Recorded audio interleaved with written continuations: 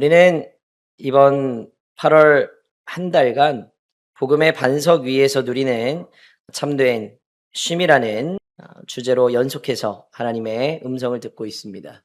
첫째 주에는 수고하고 무거운 짐진 자들을 부르시는 예수님의 초대를 들었습니다. 그리고 지난주에는 사역과 삶의 극심한 번아웃 가운데에서 로뎀나무 아래에 쓰러졌던 엘리야를 만났습니다. 하나님께서는 탈진하여 죽기를 구하는 엘리야를 정죄하지 않으시고 오히려 천사를 보내 따뜻하게 어루만지시며 숯불에 구운 떡과 시원한 물을 먹이셨습니다.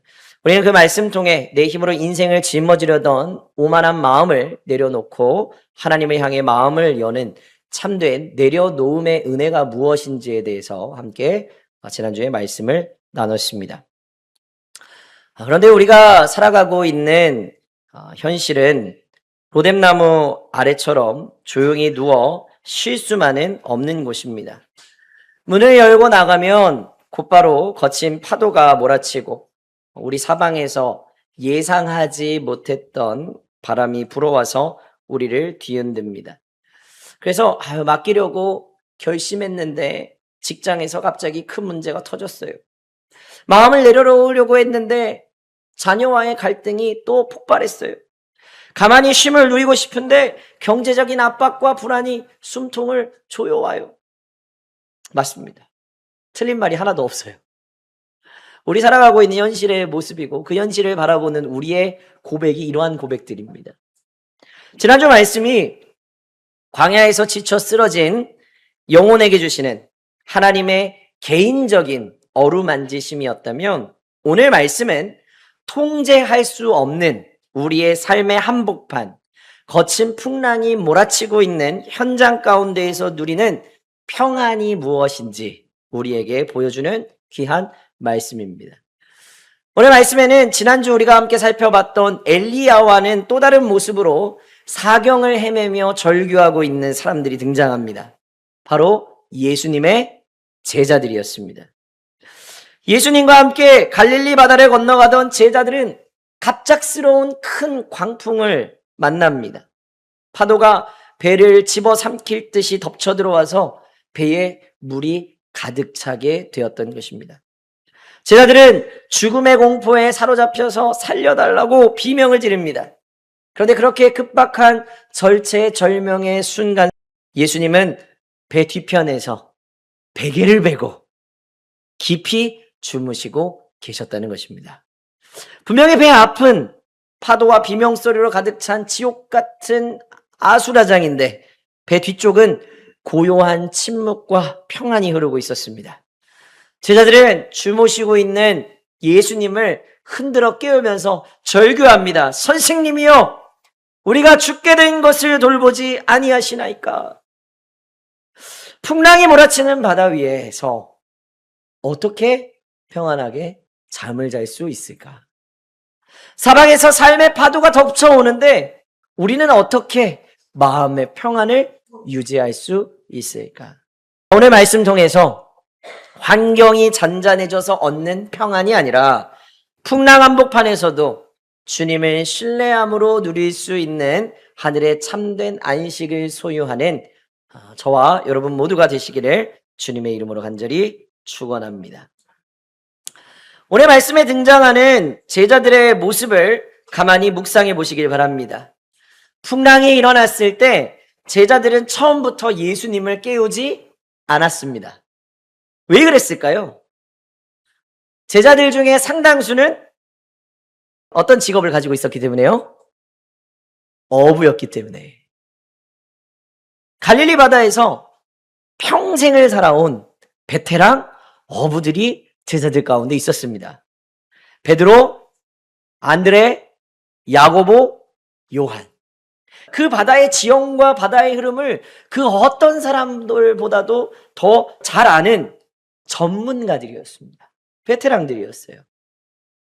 바람이 불어오기 시작했을 때 제자들은 무엇을 의지했을까요? 자신들의 경험과 노하우, 기술을 의지했을 겁니다. 바람이 분다! 돛을 내려라! 노를 힘차게 젓자. 바다에 물이 배에 들어왔으니까 이 물을 빨리 퍼내자. 자신들의 실력으로 지금 이 상황을 충분히 통제할 수 있을 거야 라고 믿었습니다. 배가 흔들리면 흔들릴수록 제자들은 살아남기 위해서 더 필사적으로 자신들이 쥐고 있는 이 노를 힘차게 저었을 겁니다. 그런데 여러분, 오늘 제자들의 노 젓고 있는 이 모습이 오늘 우리의 모습이 아닙니까? 우리는 인생이라는 바다에 거친 파도를 만날 때마다 본능적으로 내 힘과 지혜를 총동원합니다. 내 지식과 내 인맥과 내 경험과 내 물질을 다 동원해서 어떻게든지 이 상황을 내 손으로 한번 통제해 보려고 안간힘을 쏟는 거예요.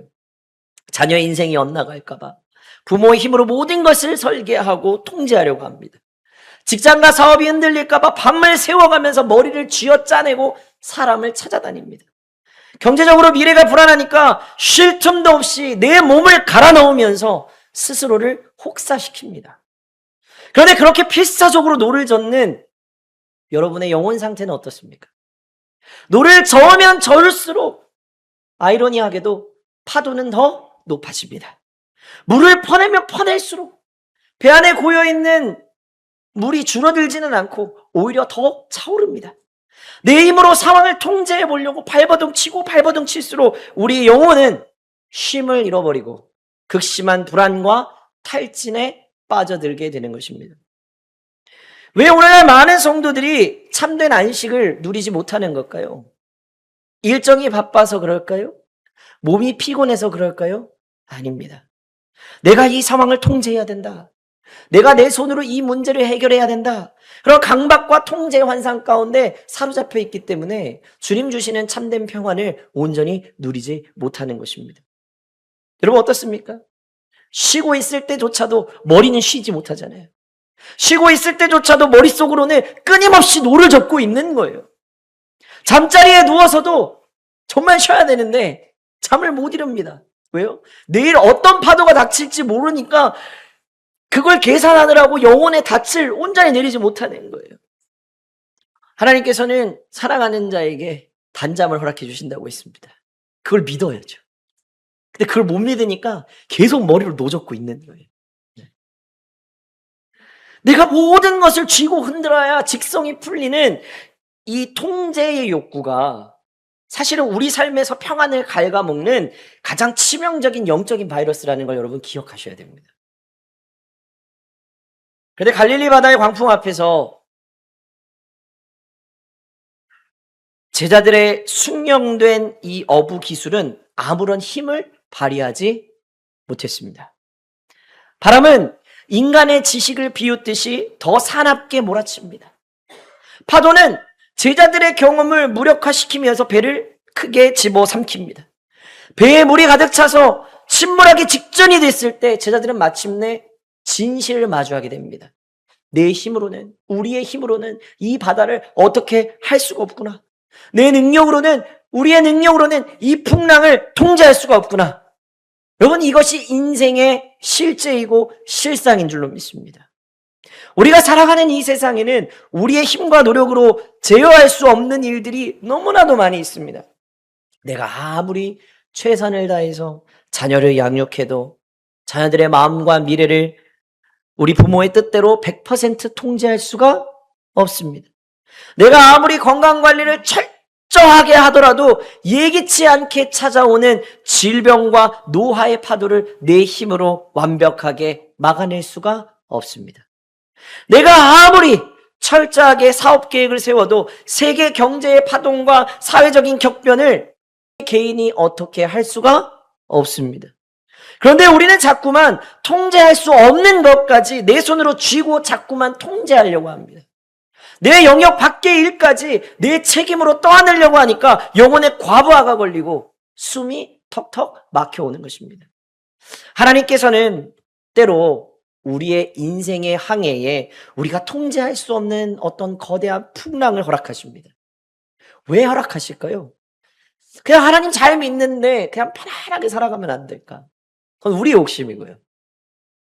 하나님 왜 이런 풍랑을 우리 가운데 허락하여 주실까요? 우리를 빠뜨려서 죽이시려고 그럴까요? 아니지요. 너희의 힘으로 인생의 배를 조종하려던 교만한 마음을 내려놔라. 네가 주인이 아니다. 너의 한계를 인정하고 진짜 창조주인 나를 좀 바라봐라. 라고 말씀하시기 위하여서 우리 가운데 풍랑을 허락하신다는 것입니다. 고난은, 환난은, 어려움은 내 힘의 한계를 깨닫게 하시는 하나님의 거룩한 신호라는 사실을 여러분 믿으시기를 부탁을 드립니다. 내 손에 힘이 완전히 다 빠져서요, 내가 젓고 있는 그 노를 놓치는 바로 그 자리가 여러분 역설적이게도 하나님이 일하심이 시작되는 은혜의 자리가 된다는 것을 여러분 믿음의 눈으로 발견하시기를 부탁을 드립니다. 성경이 창세기에서부터 말하고 있는 이 안식의 본질은 육체적 노동을 중단하는 것이 아닙니다. 안식의 핵심은 나는 하나님이 아니다라는 사실을 겸손히 인정하는 것이 바로 안식의 진짜 의미입니다. 여러분, 우리가 왜 쉬지 못하고 불안에 떨까요? 여러분, 왜 쉬지 못하세요? 도대체 쉬지 못하는 이유가 무엇입니까? 우리의 깊은 내면을 들여다보면 우리가 쉬지 못하는 진짜 이유는 내가 내 인생의 하나님 자리에 앉아있기 때문에 그렇습니다. 내가 내 가정을 구해야 된다. 내가 이 교회를 붙들어야 된다. 내가 모든 문제를 완벽하게 수습해야 된다. 하는 그런 마음이 있기 때문이에요. 그런데 이 마음이 우리가 인간적인 눈으로 보면 틀린 게 아니죠. 그런데 이걸 깊이 들여다보고 이 마음이 내 마음 가운데 굳어져 버리면요, 내가 하나님 되려는 무서운 영적인 교만으로 발전될 수 있어요. 하나님은 온데간데 없어지고 내가 주인이 되어져 버리는 거거든요. 내가 하나님 노릇을 하려고 하니까 작은 바람 하나에 온몸이 떨립니다. 내 작은 손으로 온 우주를 떠받치려고 하니까 어깨가 부서질 것 같은 피로감이 몰려오는 거예요. 우리는 창조주가 아닙니다. 우리는 피조물입니다. 바다의 바람 한 줄기도 네 뜻대로 멈추게 할 수 없는 연약한 흙에 불과한 것입니다. 진정한 영적인 안식은 나는 하나님이 아니야. 그러므로 내가 모든 것을 다 통제하지 않아도 괜찮아. 하나님이 여전히 하나님이시기 때문에 괜찮아. 라는 그런 고백에서 출발하는 것입니다. 그것이 바로 진짜 평안을 누리는 첫걸음이라는 것입니다. 내가 쥐고 있던 통제의 줄을 놓고 내 삶의 운전대를 진짜 주인이신 하나님께 넘겨드릴 때 비로소 우리의 굳어있던 어깨가 풀리고 영혼 깊은 곳에서 참된 안식이 시작되게 되는 줄로 믿습니다. 제자들이 광풍 속에서 겪은 가장 큰 비극은 풍랑 그 자체가 아니었습니다. 제자들의 시선이 온통 풍랑에만 고정되어 있었던 것이 비극입니다. 여러분, 제자들은 지금 무엇을 바라보고 있습니까? 사납게 으르렁거리는 파도를 보고 있습니다. 배 안으로 쏟아져 들어오는 시커먼 물들을 보고 있습니다. 귀를 찢는 바람 소리를 듣고 있습니다.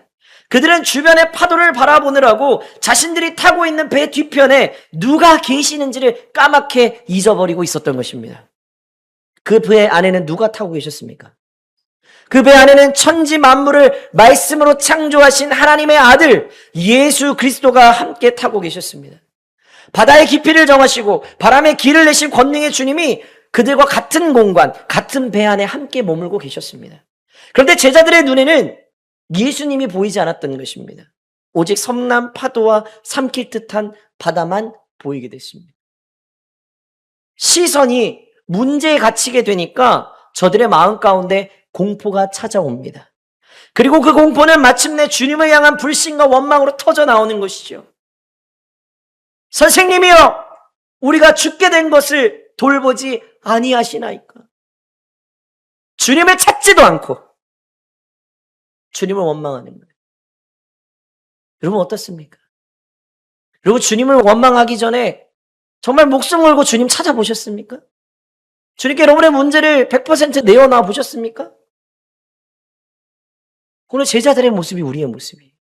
100% 주님을 찾아보지도 않고 주님께 원망하는 거예요. 왜 나를 돌보지 않아 주십니까? 이 비명 속에는요, 왜곡된 시선이 담겨져 있는 거예요. 예수님, 주무시느라고 우리에게 관심도 없군요. 주님은 우리를 버리셨군요. 여러분, 우리가 살아가면서 이런 착각에 빠질 때가 얼마나 많이 있습니까? 내 삶의 위기가 찾아오고요, 문제가 커 보이면 하나님의 크심은 순식간에 사라져 버립니다. 잊혀져 버리는 거예요. 문제의 파도가 내 눈앞을 가득 채우면 하나님이 나를 사랑하지 않는 것처럼 느껴지고 하나님이 나를 고통 가운데 방치시켜두고 있는 것처럼 느껴집니다. 그런데 오늘 말씀이 선포하고 있는 진실은 무엇입니까? 제자들이 사경을 헤매며 공포에 떨던 그 순간에도 예수님은 단 한 번도 그 배에서 내리신 적이 없다는 사실입니다. 주님은 그 배 안에 계셨다는 거예요. 풍랑이 아무리 거세도, 파도가 아무리 높아도 예수님이 타고 계신 그 배는 뒤집힐까요? 뒤집히지 않을까요? 뒤집히지 않는 거예요. 예수님이 침몰하지 않는 한 그 배에 탄 제자들도 결코 침몰할 수가 없는 것입니다. 오늘 여러분의 시선은 어디를 향하고 있습니까? 여러분을 집어삼킬 듯이 달려드는 삶의 파도를 바라보고 계십니까? 아니면 그 파도 가운데서 내 삶의 배에 여전히 함께 타고 계시는 주님을 바라보고 있습니까? 주님이 내 인생이라는 배에 함께 타고 계시면 결코 우리의 인생이라는 배는 결코 침몰하지 않음을 여러분 믿으시기를 부탁을 드립니다. 우리의 시선이 풍랑에서 주님께로 옮겨지게 될 때 비로소 죽음의 공포는 사라지고 하늘의 평안이 깃들게 될 줄로 믿습니다. 그러면 이제 배 뒤편에서 평안히 잠들어 계신 예수님의 모습을 한번 살펴보기를 원합니다. 오늘 말씀에서 예수님은 베개를 메고 주무셨다라고 기록하고 있죠. 베개를 메고 주무셨다는 건 얼마나 평안한 상태입니까? 어떻게 그 요동치는 배 위에서 사방에 물이 튀고 큰 소리가 울리는 그 현장에서 잠을 잘 수가 있으셨을까? 예수님이 무신경한 분이셨기 때문에 그랬을까요? 아니지요. 예수님께서 광풍 가운데에서 깊은 잠을 주무실 수 있었던 비결이 있습니다. 그것은 하나님 아버지의 절대적인 주권과 보호하심에 대한 온전한 신뢰가 있었기 때문이에요. 시편 4편 8절에 다윗은 이렇게 노래했습니다. 내가 평안히 눕고 자기도 하리니 나를 안전히 살게 하시는 이는 오직 여호와이시니이다. 또 우리 잘 아는 말씀입니다. 시편 121편 4절에서는 이렇게 선포하죠. 이스라엘을 지키시는 이는 졸지도 아니하시고 주무시지도 아니하시리로다. 여러분, 예수님을 알고 계셨던 거예요. 하나님 아버지가 깨어 계시기 때문에 어떠한 상황이 찾아올지라도 안심하고 잠들 수 있다는 것을 예수님이 아셨다는 겁니다. 바다의 풍랑보다 크신 하나님의 섭리가 자신의 생명과 사명을 완벽하게 붙들고 계심을 확신하셨기 때문에 요동치는 배 위에서도 평안의 안식을 누릴 수 있었던 것입니다. 이것이 바로 예수님께서 오늘 우리에게 주시고자 하시는 풍랑 속의 평안인 줄로 믿습니다. 세상이 말하는 평안은 풍랑이 없는 상태를 말합니다. 바다가 잔잔하고 주머니에 돈이 넉넉하고 몸이 아프지 않고 아무런 근심거리가 없는 조건적인 평안이 세상이 말하는 평안입니다. 그런데 그런 평안은 바람 한번 휙 하고 불면 순식간에 깨어지는 모래성과 같습니다. 그러나 예수님이 우리에게 주시는 잠든 평안은 풍랑 가운데에서도 풍랑이 몰아칠지라도 그 가운데에서 흔들리지 않는 상태를 말하는 것입니다. 여러분, 세상이 편안합니까? 평안하지 않죠. 세상은 여전히 비바람이 몰아칩니다. 파도는 높게 일렁입니다. 그러나 그렇게 풍랑이 일고 파도가 높이 몰아칠지라도 창조주 하나님이 내 삶의 배에 함께 계심을 온전히 믿기 때문에 내 영혼의 중심이 고요를 유지하는 거룩한 신비가 바로 풍랑 속의 평안인 줄로 믿습니다. 주님은 오늘 우리에게 풍랑 없는 삶을 약속하지 않으셨습니다. 성경 어디에도 풍랑 없는 삶을 주겠다고 약속하고 있지 않습니다. 대신에 어떠한 광풍 가운데에서도 흔들리지 않는 주님의 평안을 우리에게 주시겠다고 약속하고 계시는 줄로 믿습니다. 잠에서 깨어나신 예수님은 먼저 바람과 바다를 향해서 꾸짖으십니다. 잠잠하라, 고요하라. 주님의 이 말씀 한마디에 그렇게 사납게 울던 광풍이 순식간에 멎고 바다는 거울처럼 잔잔해졌습니다.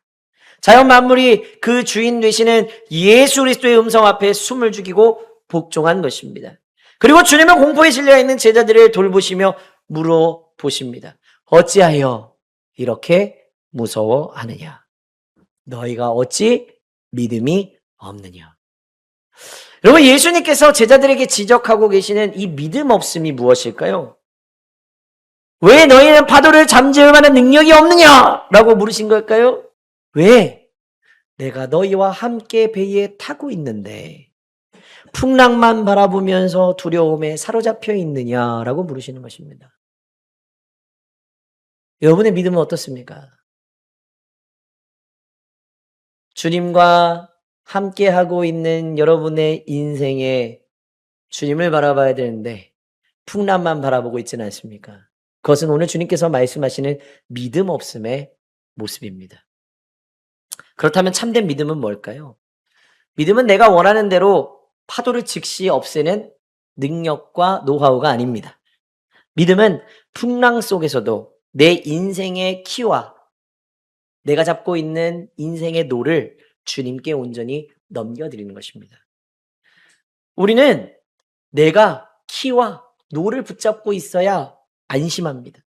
내가 노를 젓고 있어야 살아남는다고 생각합니다. 그런데 여러분, 내가 키를 쥐고 있는 한, 내가 노를 잡고 있는 한, 우리는 영원히 풍랑의 공포에서 벗어날 수가 없는 것입니다. 여러분의 손을 펴서 여러분의 키와 노를 주님께 내어 드리시기를 부탁을 드립니다. 주님, 이 배의 선장은 제가 아닙니다. 주님이 내 인생의 배의 선장이십니다. 파도가 치든 바람이 불든 주님이 이끄시는 대로 나는 순종하며 가겠습니다. 라고 고백하는 겁니다. 내가 인생의 키와 노를 주님께 온전히 넘겨드릴 때 비로소 우리는 풍랑 속에서도 예수님처럼 베개를 베고 평안히 눕는 거룩한 안식을 배울 수 있게 될 줄로 믿습니다. 우리 교회 2026년 표어는 복음의 근본 위에 굳게 서는 교회입니다. 복음의 반석 위에 집을 짓는 사람에게도 비가 내리고 창수가 나며 바람이 붑니다. 성도라고 해서 암에 걸리지 않는 것 아니고요. 신앙이 좋다고 해서 사업의 위기나 가정의 풍랑을 피해갈 수 있는 것도 아닙니다. 그러나 세상 사람들과 복음의 사람의 결정적인 차이가 어디에 있을까요? 모래 위에 집을 지은 사람은 바람이 불면 집 전체가 무너져 내립니다. 그러나 반석 위에 집을 지은 사람은 바람이 불고 파도가 쳐도 그 기초가 흔들리지 않는 것입니다. 우리의 감정은 하루에도 수십 번 흔들립니다. 수십 번 바뀝니다. 우리의 물질도, 우리의 건강도, 상황도 시시때때로 흔들릴 수 있습니다. 그러나 우리가 의지하는 복음의 반석 예수 그리스도는 영원히 흔들리지 않음을 믿으시기를 부탁을 드립니다. 십자가에서 우리의 모든 죄와 저주를 짊어지시고 사망 권세를 깨뜨리신 주님께서 지금 성령으로 우리의 삶의 배에 함께 타고 계심을 여러분 믿으시기를 부탁을 드립니다. 주님이 우리의 주인 되시기 때문에 우리는 인생의 어떠한 풍랑 속에서도 무너지지 않고 참된 안식을 누릴 수 있게 되는 줄로 믿습니다. 우리의 평안은 환경에서 오는 게 아닙니다. 우리의 평안은 오직 예수 그리스도로부터 온다는 사실을 믿음으로 선포하시기를 부탁을 드립니다. 오늘 여러분의 삶의 배에는 어떤 풍랑이 몰아치고 있습니까? 어떤 모양의 풍랑에서 살아남기 위해서 필사적으로 노를 젓느라 손에 물집이 잡히고 영혼의 기력이 완전히 바닥나 탈진해 계십니까? 오늘 주님께서 지치고 두려움에 떨고 있는 우리에게 이렇게 말씀하십니다. 사랑하는 내 자녀야, 이제 그만 너희의 손의 노를 내려놔라. 네가 통제하려던 헛된 교만의 손을 풀고 너와 함께 있는 나를 바라봐라. 내가 내 삶의 배에 함께 타고 있다. 결코 내가 너를 침몰하게 내버려 두지 아니하리라. 여러분, 환경이 다 정리되고 나면 내가 평안을 누릴 수 있다라고 여러분 착각하지 마십시오. 오늘 풍랑이 치고 있는 지금 바로 이 순간 내 배 안에 계신 예수님을 전적으로 신뢰함으로 주님 주시는 하늘의 평안을 여러분 선택하시기를 부탁을 드립니다.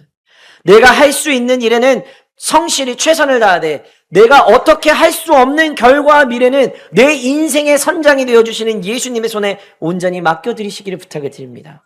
그리고 이렇게 고백하십시오. 주님, 제가 선장이 되려고 했던 교만을 내려놓습니다.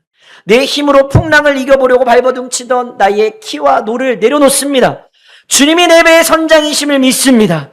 풍랑 가운데에서도 주님이 함께 하시니 내 영혼은 안전합니다. 주님, 내 마음에 주님의 깊은 평안을 채워 주시옵소서. 풍랑 가운데에서도 주님을 바라보면서 복음의 반석 위에 세상이 빼앗을 수 없는 참된 쉼과 평안을 누리며 살아가는 저 여러분 모두가 되시기를 주님의 이름으로 간절히 축원합니다. 주가 주신 길을 함께 걷네. 주 안에서 하나 되어 예배하며 섬기며 사랑으로 세상을 품네. 새로운 교회 주의 교회 주 뜻 따라 세워가리.